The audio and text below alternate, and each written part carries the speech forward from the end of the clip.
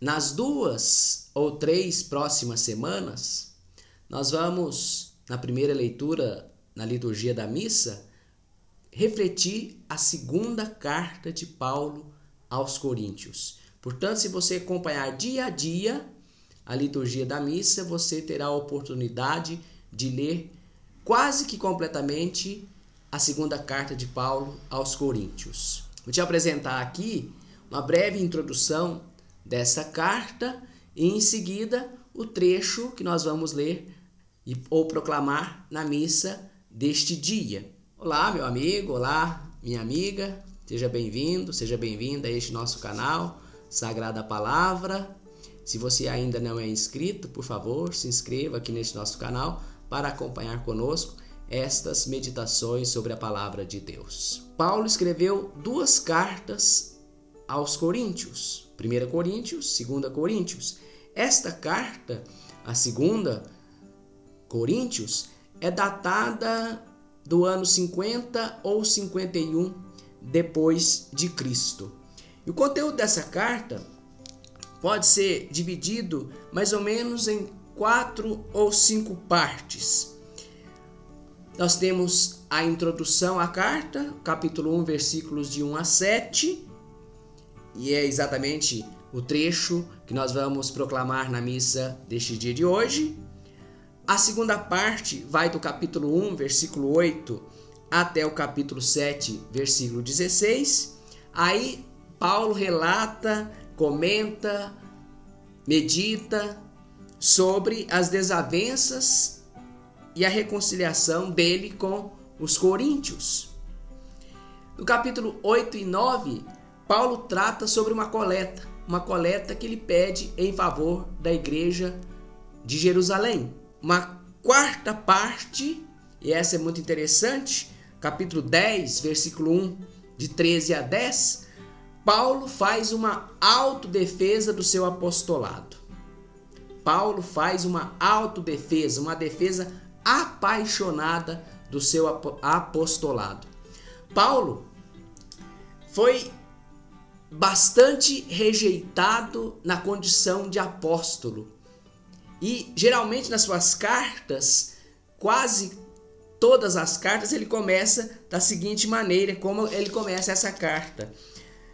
Paulo, apóstolo de Jesus Cristo por vontade de Deus. Veja também que na carta aos Gálatas, outro exemplo, ele começa assim: Paulo, apóstolo de Jesus Cristo, não por iniciativa humana, nem por intermédio de homem algum, mas por Jesus Cristo e por Deus Pai, que ressuscitou Jesus dos mortos. Na carta aos Efésios, da mesma forma, Paulo, apóstolo do Cristo Jesus pela vontade de Deus, aos membros que moram aí em Éfeso, fiéis a Cristo Jesus. Então, sempre ele inicia insistindo na sua condição de apóstolo. Ele é apóstolo, alguém que proclama, que anuncia a palavra de Jesus, o evangelho de Jesus, escolhido não por vontade humana, mas por iniciativa de Deus. E aqui, na segunda carta aos Coríntios, exatamente nestes capítulos 10 a 13, capítulo 10, versículo 1, até o capítulo 13, versículo 10, ele faz uma defesa apaixonada do seu apostolado. Vale a pena conferir e ler esse texto, esses capítulos na sua integralidade, para acompanhar, para ver como que Paulo se mostra tão humano, tão vivo e tão apaixonado pelo Evangelho de Jesus. A Bíblia da CNBB, aqui na introdução à segunda carta aos Coríntios, mostra um Paulo vivo, um homem de fibra, sem falsa humildade, porém, pela graça de Cristo, levado a assumir a humilhação e o sofrimento por ser apóstolo e por buscar viver uma vida cristã. Ele se defende das críticas, não por causa de si mesmo, mas para que o evangelho não caia em descrédito, como ele escreve no capítulo 12, versículo 19 da sua segunda carta aos Coríntios. Um homem vivo, de fibra, sem falsa humildade, um apóstolo verdadeiro, autêntico de Jesus Cristo. Um outro destaque da carta aos Coríntios, que a introdução à Bíblia, a introdução à carta aos Coríntios, a introdução à segunda carta aos Coríntios, aqui da Bíblia CNBB, nos dá, é o seguinte: a consolação. Paulo recorre muito à linguagem da consolação, que pode referir-se tanto ao reconforto quanto ao encorajamento. Esta linguagem vem dos profetas, sobretudo segundo Isaías. Isaías capítulo 40 ao 55, segundo Isaías. Para o nosso tempo, continua aqui a introdução a 2 Coríntios na Bíblia CNBB, para o nosso tempo em que a depressão está se tornando uma doença principal, e agora nesse tempo nós estamos vivendo, além da depressão, nós temos esse mal dessa pandemia, né, que se torna uma doença grave e principal. Esta linguagem de conforto, de consolação, traduz uma feição fundamental da mensagem cristã, juntando-se às vozes da alegria e da esperança, que também estão presentes na carta. Então, a consolação é um tema muito presente na carta de Paulo aos Coríntios, na segunda carta de Paulo aos Coríntios, e é um tema muito atual também, né? Diante das circunstâncias graves que nós vivemos. O tema da consolação, a consolação que também faz parte da mensagem cristã. A mensagem cristã é também uma mensagem de consolo, de conforto. Antes que eu me esqueça, o capítulo 13, versículo 11 a 13 é a conclusão da carta, é a quinta parte da carta. O trecho que é a primeira leitura da missa de hoje, 2 Coríntios, capítulo 1, versículos de 1 a 7, nos diz o seguinte. E aqui toca-se bastante nesse tema da consolação em Cristo Jesus. Diz Paulo, apóstolo de Cristo Jesus, por vontade de Deus, e o irmão Timóteo, a igreja de Deus, que está em Corinto, com todos os santos, isto é, com todos os membros desta comunidade que está em Corinto, que está em toda a Acaia. A Acaia é uma região no norte de Israel, no norte da atual Turquia. A vós, graça e paz da parte de Deus, nosso Pai, e do Senhor Jesus Cristo. Bendito seja o Deus e Pai de nosso Senhor Jesus Cristo, o Pai das misericórdias e Deus de toda consolação. Ele nos consola em toda nossa tribulação, para que possamos consolar os que se acham em alguma tribulação, por meio da consolação com a qual nós mesmos somos consolados por Deus. Veja o que Paulo diz. Deus nos consola em nossa tribulação.